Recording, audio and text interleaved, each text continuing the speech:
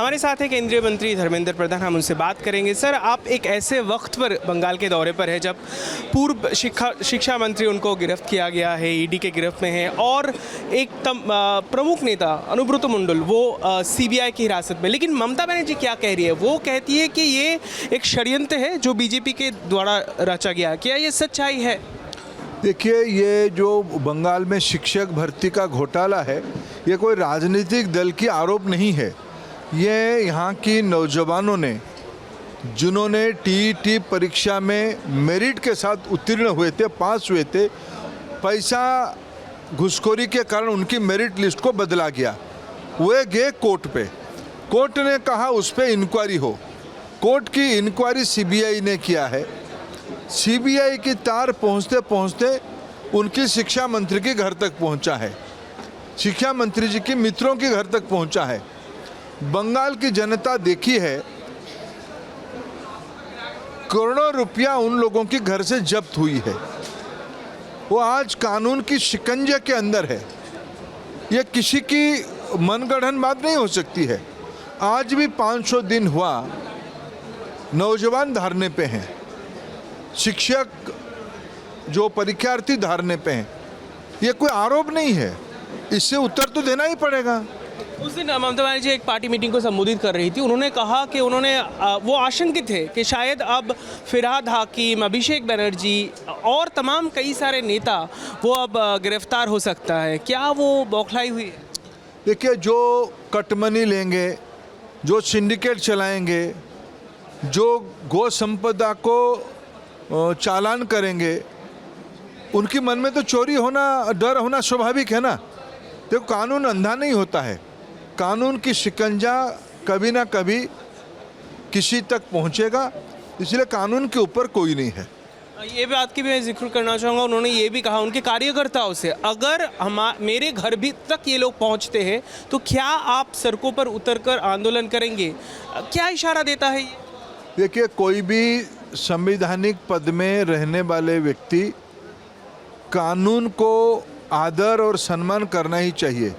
हम लोग सामाजिक जीवन में हैं, कोई कानून के ऊपर नहीं है, कानून के अंदर सब रहना चाहिए। इसीलिए किसी के मन में अगर कोई गुनाह नहीं किए हैं तो डर किस बात की है? क्यों डर आता है किसी के मन में? कानून के ऊपर कोई नहीं है।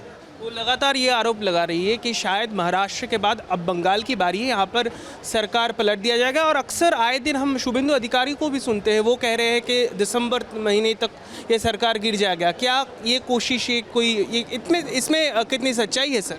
देखो, हम तो यहाँ आए हैं हमारी पार्टी की संगठन को मजबूत करने के लिए। बाकी यहाँ की जो राजनीति है, यहाँ की जो राज्य की नेतृत्व है, वो बड़े कुशल और बड़े योग्य लोग हैं। शुभेंदु अधिकारी हो या हमारे प्रदेश अध्यक्ष जी हों या हमारे दिलीप घोष जी हों, ये सब सक्षम लोग हैं। यहाँ की राजनीति वो भली भांति संभाल लेंगे। उनकी रणनीति वो करने दीजिए। लेकिन बंगाल में आने वाले दिनों में भारतीय जनता पार्टी को एक सशक्त राजनीतिक संगठन के रूप में खड़ा करना, ये देश की आवश्यकता है। एक सीमावर्ती राज्यों में प्रधानमंत्री नरेंद्र मोदी जी की विजन से, शासन व्यवस्था से सेवा होने से यहाँ की गरीबों की, नौजवानों की, महिलाओं की कल्याण होगा। ये धीरे धीरे विश्वास इस राज्य में बढ़ रहा है। इसलिए प्रतिद्वंदी के मन में घबराहट भी आ रही है। ये तो लोकतंत्र की, गणतंत्र की तकाजा है।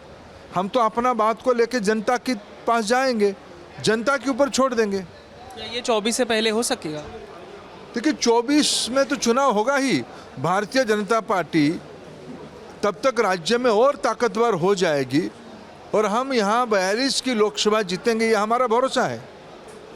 वो ममता बनर्जी कहती है कि जो गौ तस्करी की बात चल रही है वो तो अक्सर यूपी से आते हैं। वो कहते हैं कि बिहार और यूपी से उसे लाया जाता है, बंगाल की ज़मीन बाकायदा इस्तेमाल किया जा रहा है गौर कानूनी तरीके से। और उन्होंने ये पहले भी फ्लैग ऑफ उन्होंने किया था, लेकिन कोई कार्रवाई नहीं की जा रही है गृह मंत्रालय की तरफ से। देखिए, गौ तस्करी जैसे घिनौना काम देश में 60 दशक से कई राज्यों ने उसके ऊपर पाबंदी भी लगाया था। गो तस्करी को कोई समर्थन नहीं करता है, वो कितना भी ताकतवर आदमी हो। उनको कानून के दायरे में लाया जाएगा। वो कितना भी बौखलाए, कितना भी घबराए, उनको अगर संबंध है, उनको उनकी दशा भुगतनी ही पड़ेगी। मेरा आखिरी सवाल आपसे कि आप जैसे यहाँ पर संगठन को और मजबूत करने के लिए बहुत कार्यक्रम कर रहे हैं, क्या लग रहा है ज़मीनी हकीकत कितना है और क्या निर्देश आपकी तरफ से पार्टी कार्यकर्ताओं को दिया जा रहा है, क्योंकि आने वाले दिनों में एक पंचायत चुनाव भी होना है और लोकसभा चुनाव भी असर पर है। देखिए, मैं दो विषय कहूँ। आज देश भर में गरीब तबके के लोग, मध्य वर्गीय लोग, नौजवान, महिला, आदिवासी और पिछड़े और दलित समाज के लोग चट्टान की तरह प्रधानमंत्री नरेंद्र मोदी जी के साथ है। उनको भरोसा करते हैं कि यही नेतृत्व हमारी ज़िंदगी में फ़र्क लाया पाएगा। पिछले 8 साल में उसकी अनेक प्रमाण हमने दिया है, हमने अनेक जिम्मेवारी लिया है। ये एक प्रमुख विषय है। दूसरा है, हमारी दायित्व है उस वार्ता को गांव-गांव तक, शहर-शहर तक, गली मोहल्ले तक पहुंचाना। ये संगठन के माध्यम से हो सकता है। भारतीय जनता पार्टी एक कार्यकर्ता आधारित पार्टी है। हम अपने संगठन की मजबूती देते हुए इसको ले जाएंगे, यही हमारी दायित्व है। मेरा पूरा भरोसा है आने वाले दिनों में 2024 हो या उसके आगे हो, प्रधानमंत्री ने तो 25 साल की, उन्होंने कल खुले मन पे कहा है परसों लाल किले की प्राचीर से, आने वाले 25 साल तक अनेक लोग नहीं रहेंगे। उन्होंने बड़े भावुकता के साथ कहा कि हम भी नहीं रहेंगे, दायित्व में नहीं रहेंगे, लेकिन देश आगे बढ़नी चाहिए। राजनीति से ऊपर उठकर सब लोगों को अमृत काल की कर्तव्य को पूरा करना पड़ेगा, बड़ा सोचना पड़ेगा, विरासत को याद रखना ही पड़ेगा, देश की एकजुटता को याद करना ही पड़ेगा। यही सब 5 पण के साथ बड़ा सोचना पड़ेगा। देश को इनोवेशन की ओर ले जाना पड़ेगा, देश को एक विकसित देश बनानी पड़ेगी। इसीलिए हम सब अपना कर्तव्य पूरा करें, यही आज समय की मांग है। प्रधानमंत्री जी ने यही देशवासियों को आह्वान किया है। बहुत शुक्रिया हमसे बात करने के लिए। हम सुन रहे थे धर्मेंद्र प्रधान को। उन्होंने कहा कि ममता बनर्जी जिस तरीके से वो बीजेपी पर निशाना साध रही है, वो अक्सर डरी हुई है और सहमी हुई है।